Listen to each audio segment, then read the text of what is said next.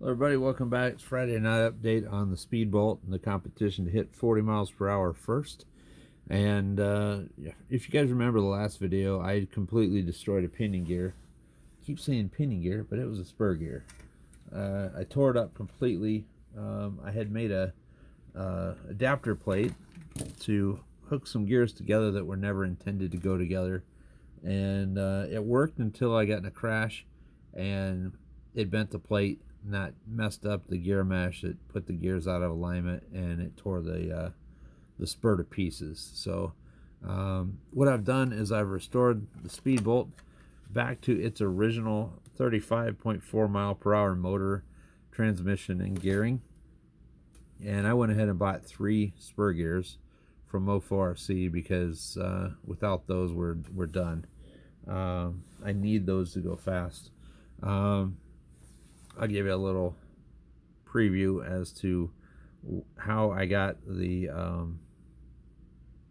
wheel speed above 40 on my wheel dyno. And I'm running a gigantic spur gear with this gigantic pinion gear with this spur gear, and I had to actually hog that out in order for it to fit. So I had to have a plate in here that adapts it so that I can bolt it up and line that mesh up.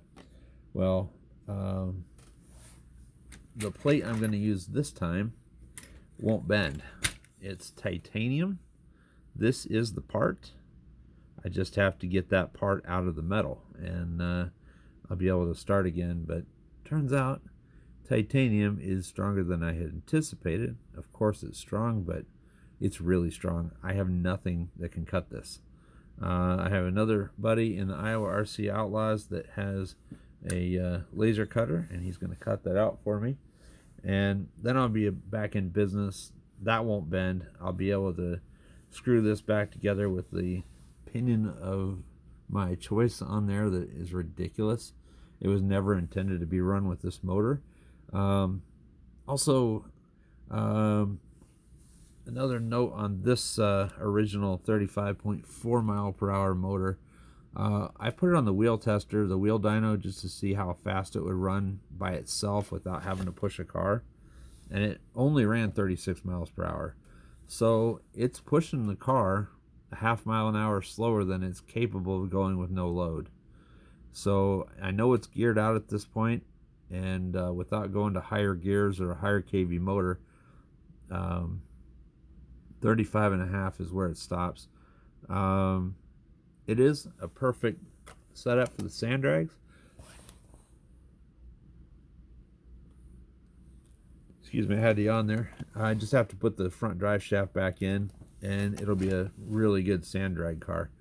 So I like this motor a lot. It's going to be the one I race at next year's Iowa RC Outlaws Sand Drags. It's an event sponsored by RC 4-Wheel Drive, and they've been pretty good to our group of people, so I like to give them a little recognition for that.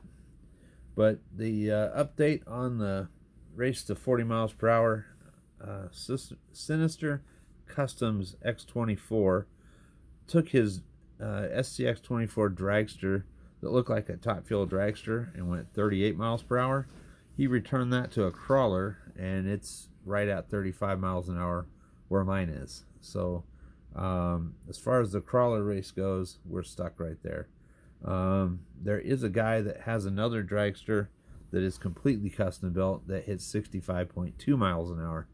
Well, that's probably never going to happen with this particular truck here. I'll blow the tires apart before it hits 65 miles an hour. But the crawler race, Sinister Custom X24, he's right there with me at 35 miles per hour. And I think he had some ESC issues now. Some bad things happened on his last run. He sent me a text, and I don't wish bad on my competitors, but I know we're both still waiting for parts, waiting for other things. So that's the update for now, and we'll talk to y'all later.